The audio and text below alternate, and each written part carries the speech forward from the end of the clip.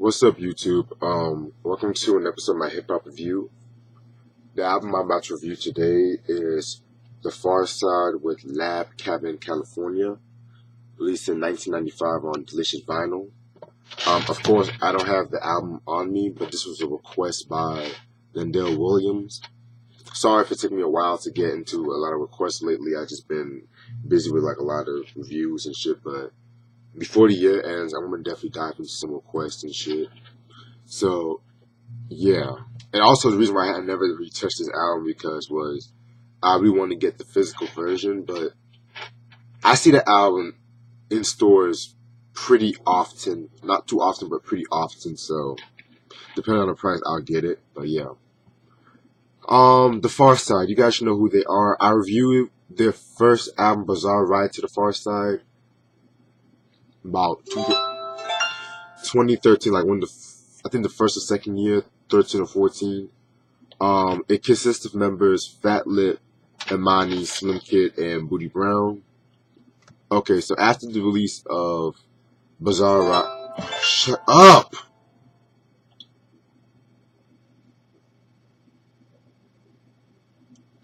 Jesus, I'm sorry. I hate when people contact me when I'm doing videos and shit. But anyway, after the release of Bizarre Ride to the Pharcyde, they went on tour with Tribe and De La Soul, and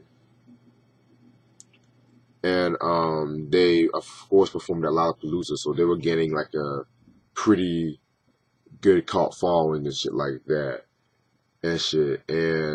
But they had problems within the group because the original producer Jay Swift, he was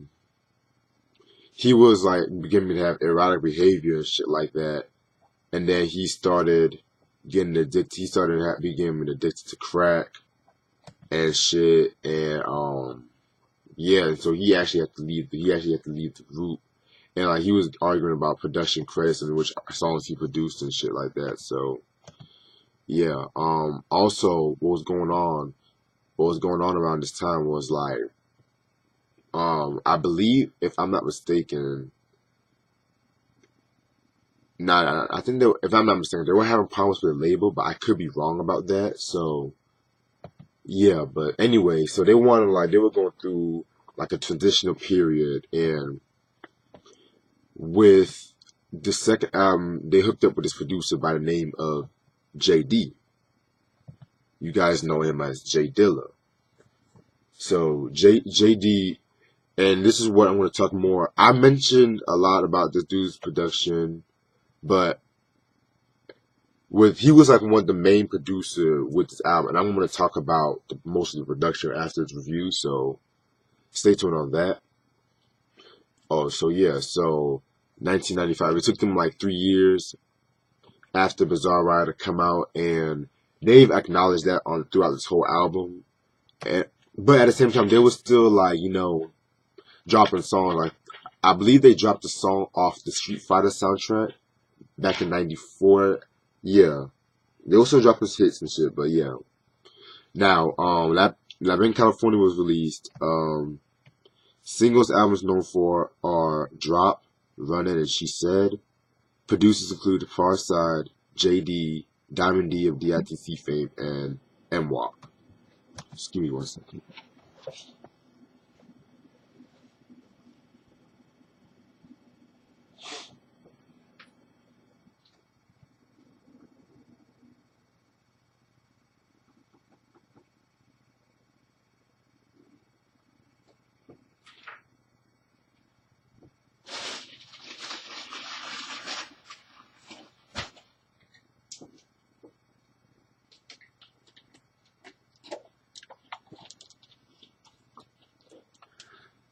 I was recording last night, and my throat's a little sore, so I get some water.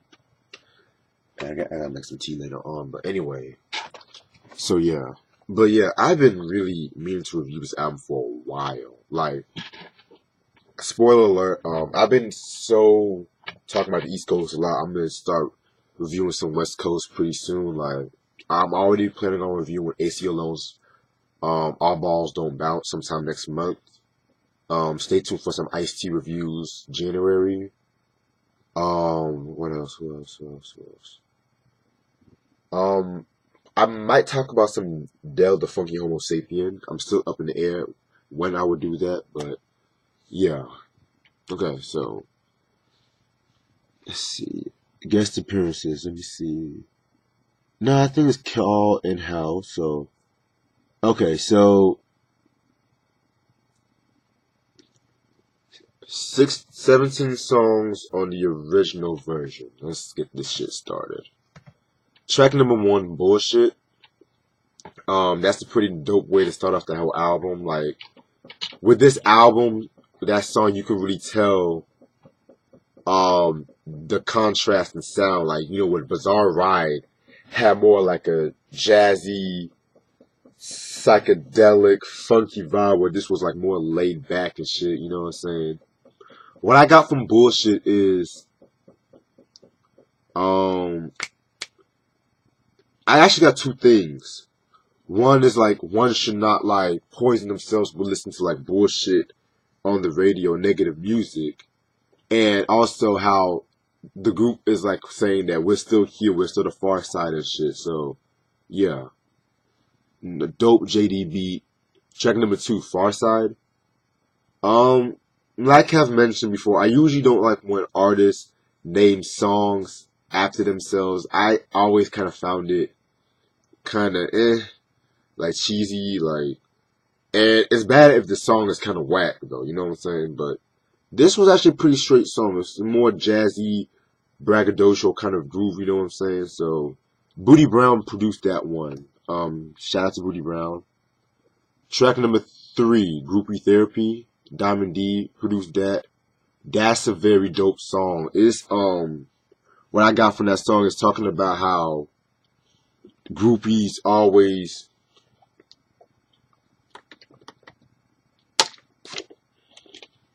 it's talking about how you have to watch out for these groupies and shit like that, and it's really saying like don't let these groupies like define who you are. That's what I got from that, you know. Track number 4, Running. I might piss off a lot of subscribers with what I'm about to say, but I've never liked this song. I don't know what it was. I got what the song is about. It's talking about you can't keep running away from your problems, gonna face them face on, but I just never, it just never did it for me. I'm just saying, never liked it.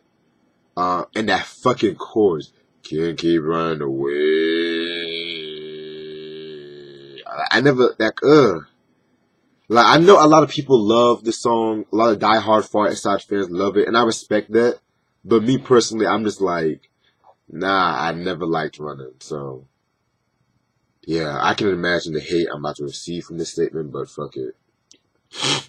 Track number 5, She Said. Now, this song right here is one of my favorite songs. Possibly my second favorite song off this album. Dope use of the Neil Young sample and shit. What I got from this song, I got kind of like 2 separate meanings from this song. So Slim Kid in the first verse is talking about how everyone needs somebody to love and shit like that, but at the same time, one cannot help, like, you see a sexy girl who you want to be with, you can't help feeling some type of way when you just want to have sex with her. That's somewhat what I got from Slim Kid's verse, though. But, you know, but it was Fat Lip's verse that really done the trick. Because his verse is so fucking relatable. He's talking about how you invite this girl over, you know, and shit. Your intentions to, like, you know, have sex. Your intentions are to have sex and shit. But at the same time, she just wants to chill, basically. She just like, I just came to chill. But you feel some type of way because it's like that awkward feeling. You know how she it's like she denies your chances. And he had the best for just his flow and cadence on that song. Like, I was high like the vocal tone of my nigga Booty Brown. Decided to take a ride. He was really going down. Up on the north side of town, of course, I bought a quarter-pound of bomb hemp. Feeling alright like Johnny Kemp on a Friday night. Looking right cause my shit is tight. Blazing blunts of city lights. Like, Fat Lip does not get the shine he gets when it comes to like flow and style and shit, you know. Very, very dope song and shit. Yeah. Yeah, man, like very dope song. Can't say enough good things about it. She said, "Oh, actually, I can." The remix with the JD remix when they filmed the video in Amsterdam. Oh my god! Like that remix right there, like it almost shines the original and shit. Ugh, Jesus, man. She said that's one of the greatest hip hop songs ever, in my opinion. Um. Then we have Splatorium. Um, that's produced. JD did his thing. Oh, by the way, she said the original version. Slim Kid produced the original version. All right, now Splatorium. Um, that's a very. It's like an interlude slash song. It's an ode to like weed smokers and shit. You know, I love the use of that peanut sample. Damn, that's something right there. It bangs a lot, you know what I'm saying? Just the way they were singing. Never had another sack. I would roll it up. I would light it up. I would like, ooh, you just have to really appreciate that song for what it is and shit. And then how the second half of the song is like, I don't understand. Like, that shit, like the Pharcyde, when it came to harmonizing, oh my fucking god. Woo! Jesus Christ, man. Like this album right here is just, let me say what I have to say with this album. Then we have Something That Means Something is the next song. That's a pretty cool song because it's talking about how one needs to make music that's timeless and having fun, but still possess a positive energy towards it, you know? So yeah, that's what I got from Something That Means Something. Very dope song. Track number 8, All Live Interlude. That's just an interlude when they're just rapping live and shit. Then you have track number 9, Drop. Yeah, this song I have to be honest with too. I love the song, but I have to say the Beat Miners version is I like the Beat Miners version better. I felt like the Beat Miners version fit the album more. But let me talk more about Drop. Like, this is another one of the Pharcyde's like most known songs. It uses that classic Beastie Boys sample. And Spike Jonze, you know, for those who don't know who Spike Jonze is, he famous music video director. He, of course, you guys should know, he ironically directed the Beastie Boys' Sabotage video, among other videos, and the way he filmed the video, he filmed it backwards. And I was looking up a while back, and I read that they hired a linguistics so they could rap backwards towards the video and shit. So that's very dope and shit. Track number 10, the Hey You. Another Slim Kid produced song. Definitely has that dramatics sample. Very dope, underrated R&B group, the Dramatics.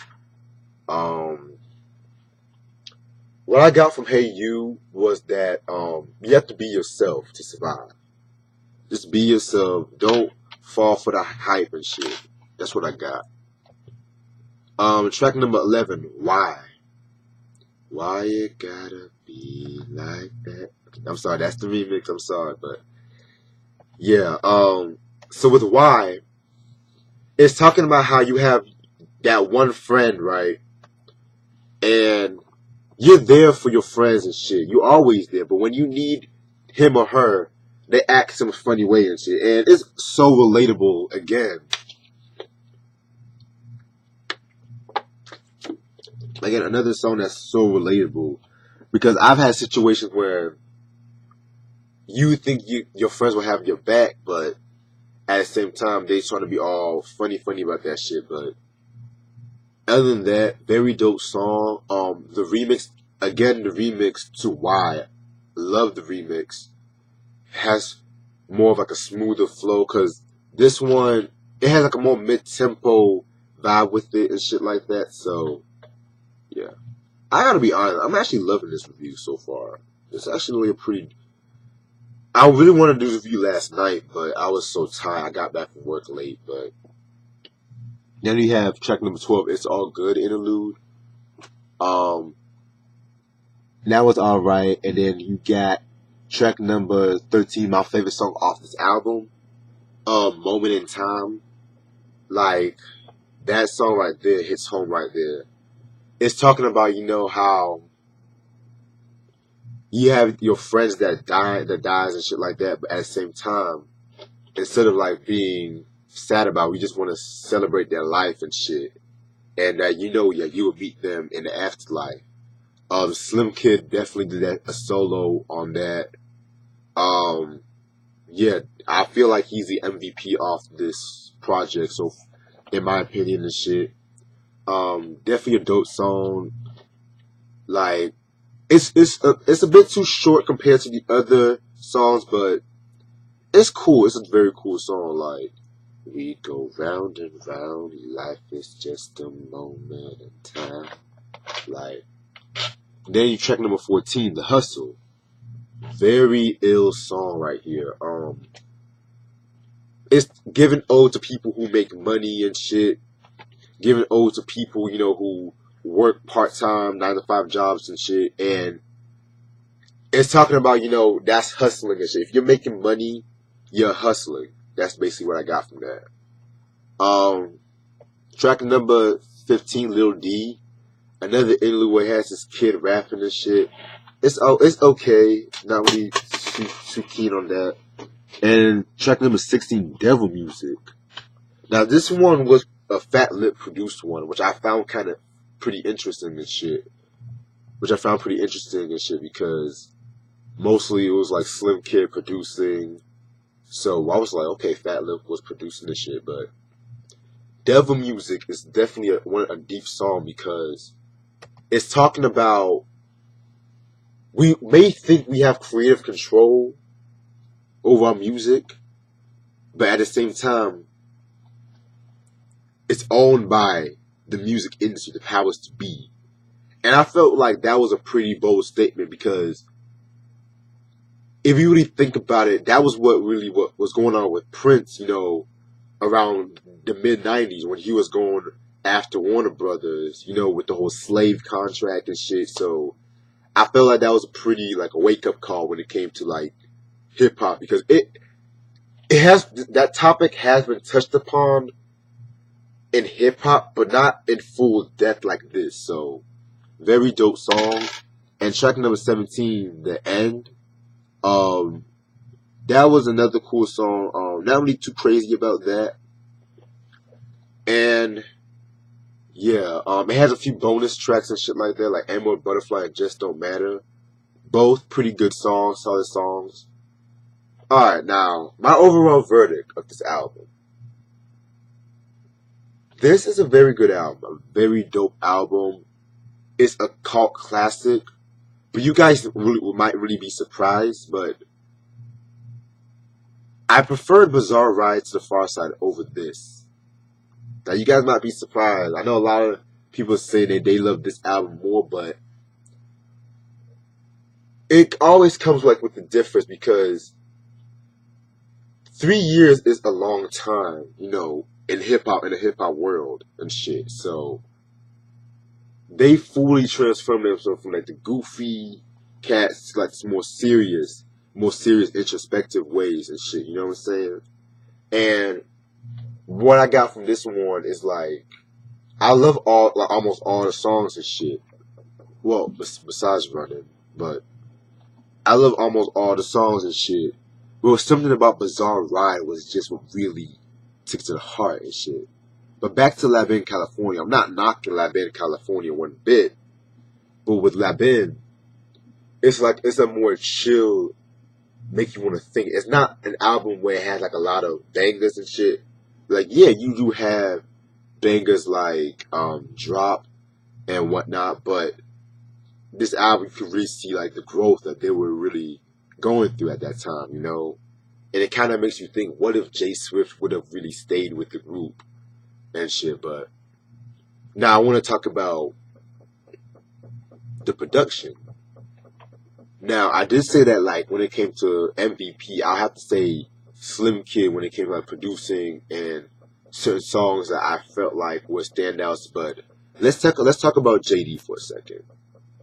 Now, JD really, this was really his breakout. Like, he wasn't widely known yet, but it was like his breakout album. And like I said before, like, when it came to like, the different JD and J.Dilla period, J.Dilla period is more like soulful, warm, soulful vibes, where J.D. is like the abstract, trippy kind of beats and shit. And I felt like this is the perfect album if you really want to get started examining JD, J.Dilla, and shit like that. And then if you really want to get really focused with J.Dilla, start with this album, listen to the beats, then go up to the Donuts, and then take it from there. That's all I'm gonna say. And yeah, very good album and shit. I know they recently re-released this album. I think last year. It has like a double disc and it has a few remixes and shit. So yeah, very dope album. Yeah, let me pull it up. Pharcyde, Labin, California, 1995. Must have in your collection. And that's all the time I have today. Well, tonight I'm gonna do a review with Tribero. Shout out to Tribero and Speak of Clout. Oh, before I mention, I want to give a shout out to Duck Down Music for putting a snippet of when they were ranked the first four Bootcamp Click albums. I really wish I could have been a part of that, but I was stuck at work and shit. But you know, I was making my bread. We're still making our names and shit. So shout out to Duck Down Music. Thank you guys so much for that. Back to what I was saying. Me and Tribero, we're gonna review Han Oates, The Rock and Soul Live Part 1 compilation and shit. We're gonna do that on his channel midnight, so that'll be perfect because I get off at 10. I can come eat some dinner, then I'm just focused and shit. So yeah, and you guys should know I usually like to do my videos at night, evenings, night. It's rarely I do YouTube videos in the daytime, and no, I'm gonna save that for later on. So I'm gonna save that. I might have a little surprise in store later on this week. So as usual, and if you guys want to leave a donation at my Cash App. That'll be $ Reginald Thompson. If you guys want to leave a donation, request albums, I'm here. Yeah. So stay tuned. Peace.